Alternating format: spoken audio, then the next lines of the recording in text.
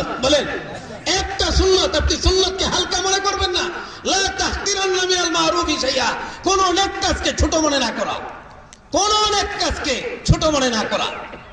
আপনি বাচ্চাকে চুমু খাইতেছেন, সব সময় খাচ্ছেন বাচ্চাদেরকে চুমু, কিন্তু এটা মনে করেন যে রাসূলুল্লাহ সাল্লাল্লাহু আলাইহি ওয়াসাল্লাম বাচ্চাদেরকে চুমু খাইছে, এই জন্য আমি খাইতেছি, তাহলে এটা সুন্নাত হবে।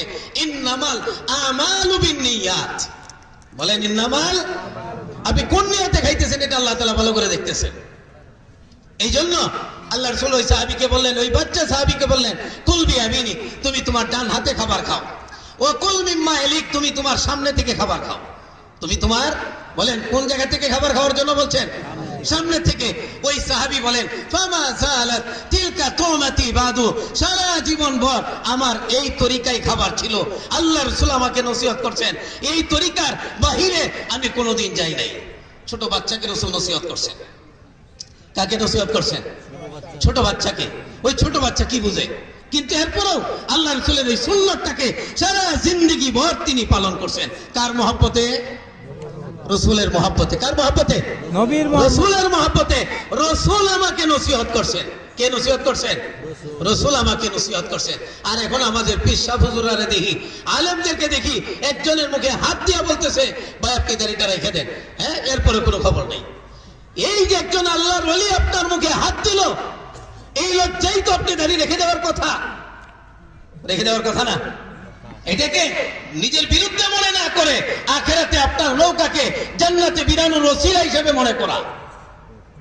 ওয়াজ তো এই জন্যই যেটা বাস্তব জীবনে যাবে, আর বাস্তব জীবনে যেটা যাবে না সেটা ওয়াজ না। এই জন্য ভাই দুস্থ বুজুর্গ, আল্লাহ রসুলকে ভালোবেসে আল্লাহ রসুলের সুন্নতকে আমার ব্যক্তি জীবনের মধ্যে ফিটিং করতে হবে। তার জীবনের মধ্যে আমি অনেক সুন্নতের উপর আমল করি না। কি কারণে করি না জানি না। যেমন তাহাজ্জুদ নামাজ রসুল পড়ছেন না? পড়ছেন তো? আমি পড়ি না, কিন্তু আশা আছে আল্লাহ রসুলের প্রত্যেকটা সুন্নতকে মৃত্যুর আগে যাতে জিন্দা করে আমার ব্যক্তি জীবনে, আমার পারিবারিক জীবনে, আমার সামাজিক জীবনে যেন বাস্তবায়ন করে মরতে পারি।